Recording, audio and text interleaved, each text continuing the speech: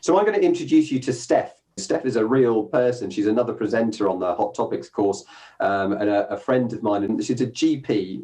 She does loads of other stuff as well. She's hugely energetic, involved in loads of different things. Like she does perinatal mental health on a national scale. She's got a specialist interest in obesity and goes to obesity conferences and gives talks.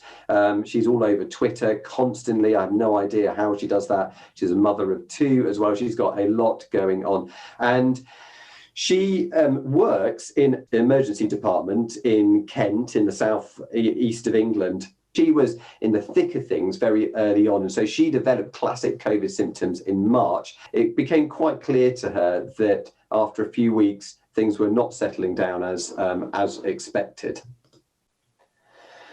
And what point did you then start to feel like this might be something that is going to keep going? It's not just going to settle down like we've heard the majority of people seem to with acute COVID.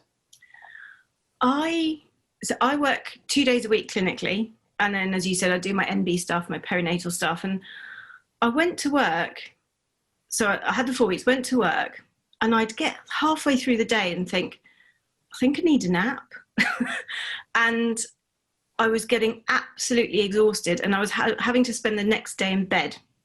So I'd work a day, sleep a day, work a day, sleep a day, work a day, sleep all weekend.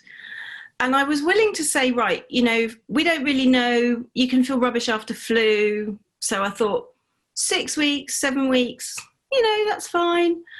Once it got to 12 weeks and I was still doing that, I thought, and still having fevers, about probably 3 out of every 7 days, I reckon I had a fever. And I knew when the fever was coming, I could kind of spot my fever just by how I felt. It just kept on going. So it was joint pains, fatigue, tachycardia, fevers. The dizziness had gone by that point. But by about 12 weeks, I was beginning to slightly lose my mind, thinking this is never going to go away.